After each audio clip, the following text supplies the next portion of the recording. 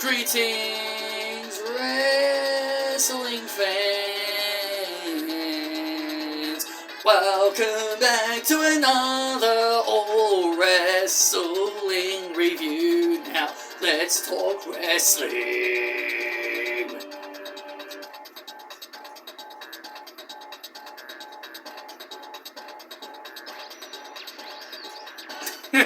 Sorry, I didn't mean to do that. I just wanted to be funny.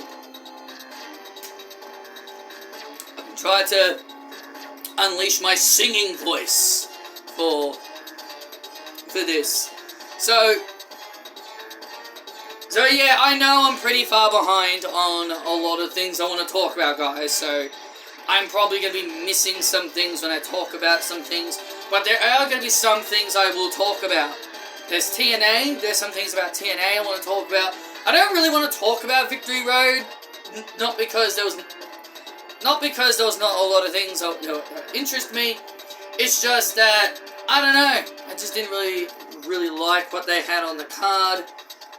There's definitely some AEW stuff I do want to talk about, like All Out, just one particular match, obviously, and also what happened tonight on Rampage.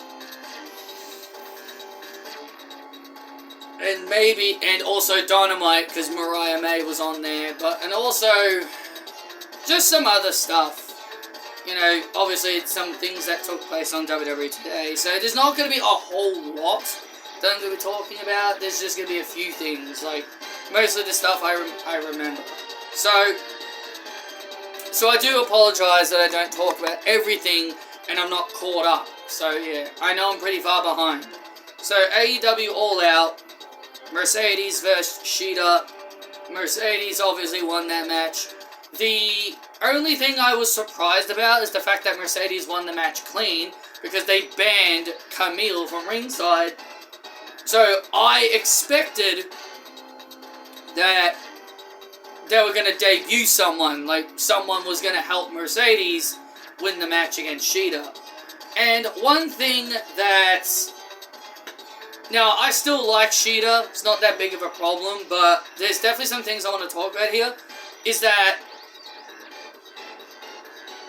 when Shida did her finishing move and it completely missed Saraya, that one time they had a tag match, I think it was like last year, people talked about how it was funny that Shida missed Saraya. So Shida did the katana 3 times against Mercedes. So what happened was the first one missed Mercedes' head. The first one missed Mercedes. And then Shida would then grab Mercedes again. Just do the move again, but this time she connects, hits Mercedes in the head and knocks her out. This time she completely connects the move and it knocks Mercedes silly, where she's like completely out cold. And then for some reason she does it again. And this time she misses Mercedes again. Like, I feel like that one particular bit is enough to really annoy some people. And I'm not saying this exposes Shida as a terrible wrestler. I'm not saying that. I do think she's a good wrestler. I know she's obviously trying to be safe, because, you know, Japanese wrestlers, you know, come from a different style, so it's easy to see that maybe she's trying to take it easy, but, you know, Mercedes has been in Japan. And I showed this to a friend of mine, and I said, now you see why I defended Shida when she missed Saraya. Because she knocked Mercedes out cold. And Mercedes, now some people will say, yeah, but Mercedes kicked out at 1 when Shida kicked her in the head the second time. Well, I don't know why Mercedes did that. Maybe she got annoyed. Maybe she got annoyed and just kicked out at 1 instinctively. But man, it's insane. 2 of the biggest names on AEW, and Mercedes gets annoyed with them. Shida and Britt Baker. Now, I'm not saying Shida is going to be completely disappeared from TV like Britt Baker, but it just was not a good look. It just was not a good look on Mercedes, is all I'm trying to say, and it wasn't a good look for Shida either. So, please give someone that Mercedes can actually be okay with working with. I know someone, Anna Jay. Why not bring back Anna Jay? Why not bring back Anna Jay and have her challenge Mercedes for the championship? I think that would be better, because Anna Jay has just come off the Stardom tour. She's just had her run in Stardom. And I think Mercedes and Anna Jay could actually have a decent match. How is that Mercedes can have a good match with Sky Blue and Willow Nightingale, but for some reason, now I'm not saying Mercedes is a bad wrestler, but I feel like some of the matches she's had has not been great, and none of it is her fault. None of it is her fault. I am not saying Mercedes is bad or it's her fault for these matches not being good quality. But ultimately, the match quality have not been very good, and it's not Mercedes' fault at all. Mariah May has been on quite a bit of a tear since becoming the champion. She beat Nyla Rose, and also she beat some Queen girl. I don't know how to say her name, but Mariah May, for some reason, attacked her, or, well, for some reason, Mariah May attacked Sky Blue, so I thought Sky Blue was a babyface again, but then she battled some girl named Queen. I'm not sure how to say her whole name. I do apologize, but Mariah did beat her as well, and now it seems like Mariah is now building to a match with Mina Shirakawa, because she said she wants to find Mina Shirakawa. And I'm okay with that. I think that's a good first feud to give Mariah as champion. As for TNA, Ash by Elegance had a match with Xia Brookside, and she ultimately won this match. Ash by Elegance, she ended up winning with a new girl named Heather Reckless making her debut. Now, I did hear the news that TNA signed a new female athlete. I didn't know who she was, and now this new girl, who I've never heard of, debuts, beats Giselle Shaw in Giselle's final match on TNA, but then she also helps Ash by Elegance defeat Xia Brookside. So now I'm like, okay, well, they're clearly going to make this girl important. They're clearly going to make this girl important if they're having her help Ash by Elegance. So there's that. So, and when it comes to WWE, again, I can't really talk a whole lot about WWE because there's just not a whole lot to really talk about. There's just not really a whole lot to talk about when it comes to WWE. I'm not a fan of the speed matches that they've been doing. I'm not a fan of the speed matches they've been having the women's wrestlers being.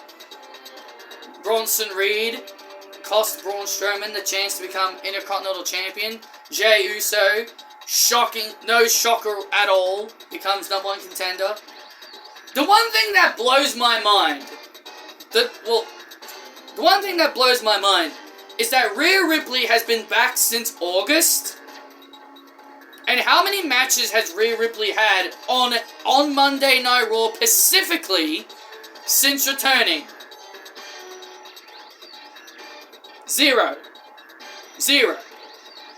So they would rather waste our time with Pure Fusion Collective taking on Zelina Vega, Lyra Valkyria, and a very predictable, obviously returning Natalya, than giving us Rhea Ripley in a singles match? Apparently, yes. And another thing that blows my mind, we are 2 months away. 2 months. We're 2 months away from CM Punk being back full-time with WWE, and CM Punk hasn't had a single match on Raw. 0. All he does is cut promos. All he's been doing is cut promos for the last 9 months. Or 10 months, I should say, since we're 2 months away from his full year being back. Seriously, 10 months of nothing but promos. I get it, he was injured in the first part of the year, so I understood it then. I understood it during the first half of the year, because he was injured. He's not injured anymore. The guy's not injured anymore. He's only wrestled he's only had 3 matches. Royal Rumble, SummerSlam, and Bash in Berlin. And now Bad Blood. 4. He's only had 4 matches since he's been back. 10 months! Only 4 matches. 10 months with only 4 matches under CM Punk's belt. Hey, why? How is this okay? How is anyone going to sit there and say, yep, this makes perfect sense? Again, I understand he was injured through the first half of the year, through most of the year, so that's understandable, but he's back full time now. He's now injury-free. He's injury-free. There's no excuse. There is no excuse to have him thrown on an episode of Raw, having a match against Chad Gable, having a match with Ludwig Kaiser, having a match with Sheamus, having a match with Bronson Reed, having a match with Karrion Kross, having a match with The Miz. There's no excuses. There's no excuses for him to not have matches on Raw. But he's a special attraction, Patrick. That's why they're not having him on Raw. That's what Brock Lesnar is. That's what Brock Lesnar is. Do you see Brock Lesnar turning up on Raw every week, cutting promos? Brock Lesnar is what a special attraction is. A guy that only shows up every few months. A part-time wrestler. That's what a superstar that has special attraction. That's a superstar that's a special attraction. You can't call CM Punk a special attraction, but he's there every single week. You can't call him a special attraction. He's there every week. Even when he was injured, he was there every week. That's not a special attraction. Seth Rollins. He's the same thing. He barely ever wrestles. He just cuts promos. There's no way you can tell me that Triple H has no idea what to do with these people on an episode of Raw. And we see the same matches every single week. And you see why I get bored, because I'm not seeing new matches. I want to see CM Punk compete on Raw. I want to see CM Punk compete on Raw. I want to see Rhea Ripley have matches on Raw. There's so many women on Raw that Liv Morgan could wrestle, but no, let's just have her in endless promos. Don't want her up against Io Sky. Don't want to put her up against Kairi Sane. Don't want to put her up against Lyra Valkyria. Don't want to put her up against Zelina Vega. Don't want to put her up against so-and-so. Let's just have her flap her gums for 10 minutes. When she said the most important thing in her life is the Women's Championship. But yeah, let's not have her defend it. Let's have her do the exact same thing that everyone accused Rhea Ripley for. Getting involved with the men's division and not defending the title.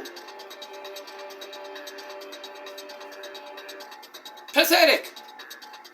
American made, I love this new faction, but I don't like how they always lose to the Wyatt Six. And that's the problem with factions like Wyatt Six. Can't have them lose. Because if they do, the internet fans will start getting upset. That's all it is.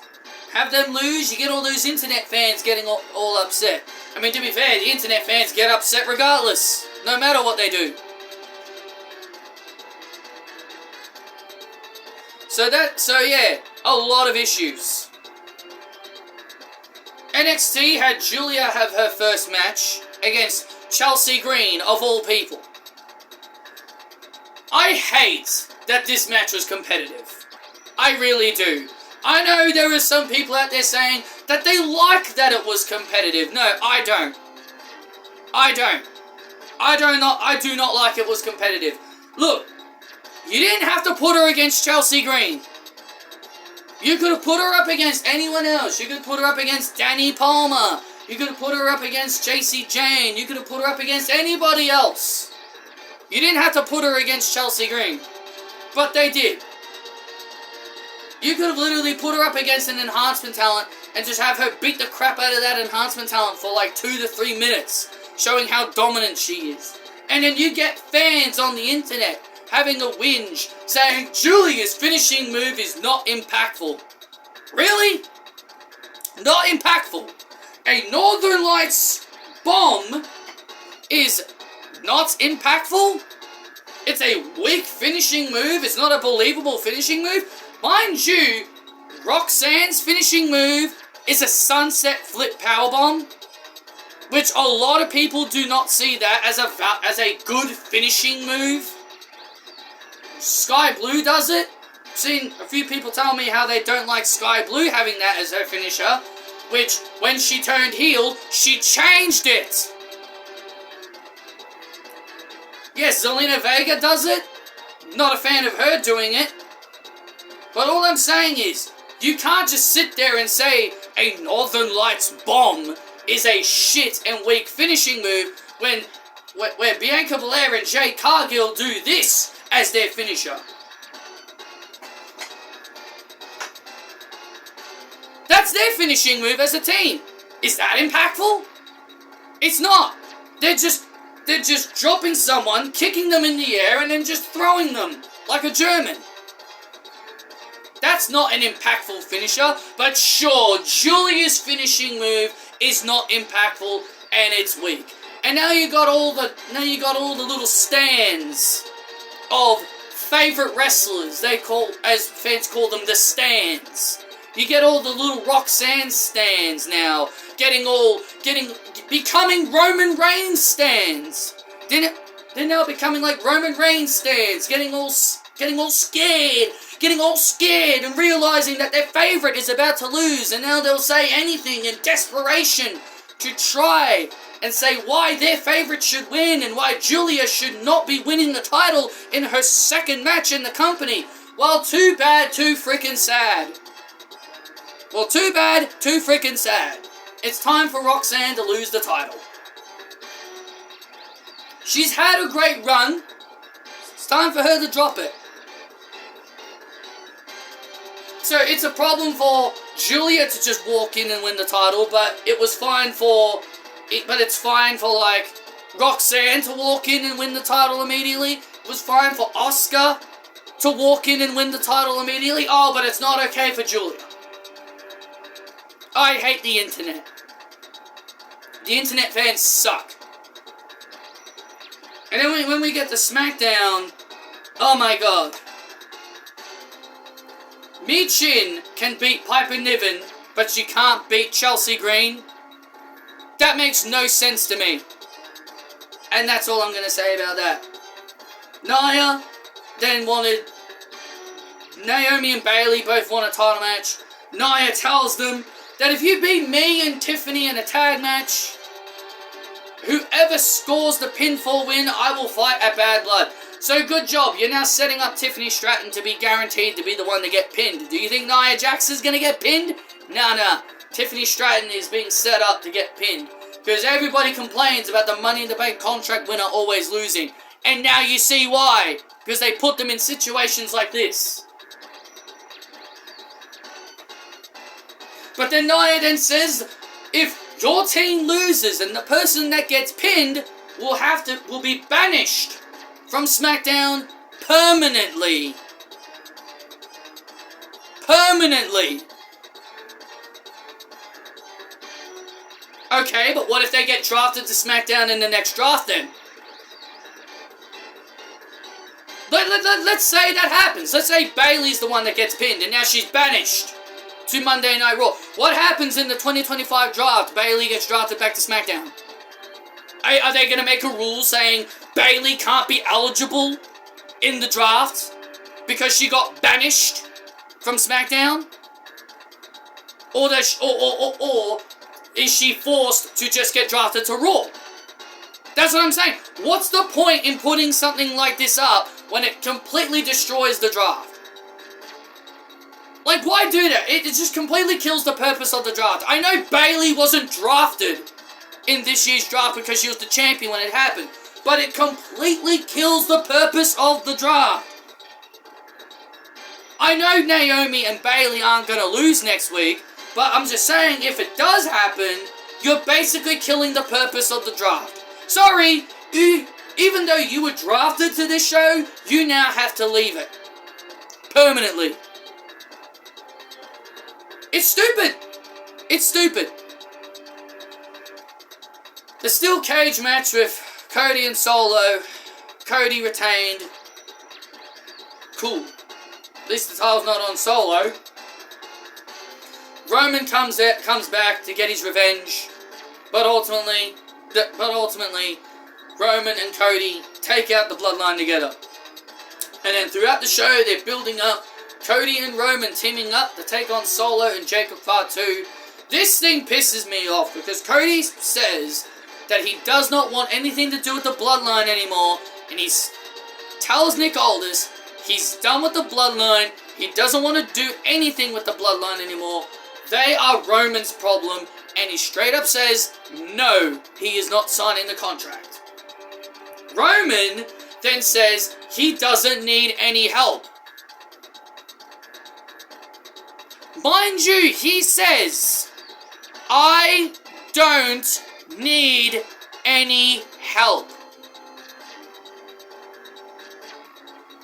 Then what was the last 4 years for, Roman? The last 4 years you were champion. Solo interfering, the Usos interfering in all your title matches. For the last 4 years as champion? You don't need help? Are we sure? You don't need help. Are we sure? Are we sure the OTC doesn't need help? Oh, but you see, it's different now, Patrick. He's a babyface. I don't care if he's a babyface. You cannot have a guy like Roman, who has had help for the last 4 years, come out and say, I don't need help. You can't have him come out there and say that. Babyface or not. It's ridiculous. They have him say something like that. And then Cody Rhodes goes against his word. He says he doesn't want anything to do with the Bloodline. They're Roman's problem. He comes out and helps Roman and signs the contract anyway. What was the point of him saying that he didn't want to do this with Roman, he didn't want to be around the Bloodline, but he still agrees to do it anyway? What's the point in him? What is even the point? That's why I hate it. And that's why I hate this show. And that's why I hate WWE. They're so inconsistent. Why have Cody say he doesn't want to do something, but then you ultimately make him do it anyway? It's stupid. It's stupid. Okay, so now we'll talk about Rampage. Only the stuff I watched. Camille made her Rampage debut, I guess, and completely destroys I think it's Robbie Renegade? Robbie Renegade, I think that's her name. Completely destroys her. Impressive. Surprised that Mercedes wasn't out there with her, though.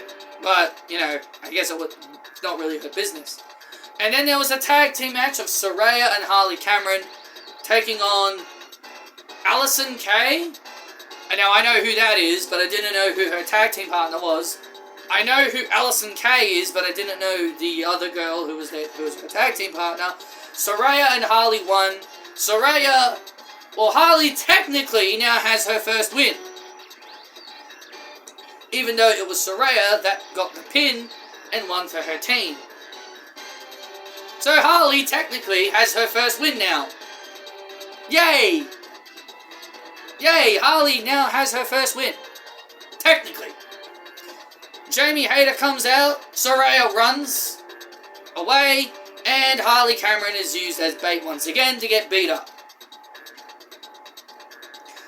Now, I know that's what heels are meant to do, and they're meant to be cowards, but sometimes it does get a little bit annoying.